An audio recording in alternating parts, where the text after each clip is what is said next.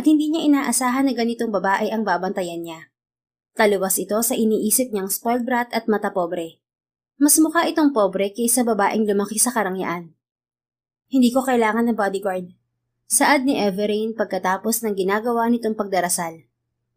Lumalabas ka ba ng De Vera Mansion lalo na sa gabi? Sa halip ay tanong ni Adam rito na sadyang binaliwala ang sinabi nito. Naaalala ni Adam kay Everine ang babaeng nakahoodie na tumulong sa kanya. Hanggang ngayon, naaalala pa rin niya ang kakaibang bandage na ginamit nito sa mga sugat niya. Tinawanan pa siya ng nurse sa ospital dahil sa nakatapal na mga napkin sa katawan niya. Inayos ni Everine ang pagkakasaklob ng hoodie sa ulo nito bago humarap sa kanya.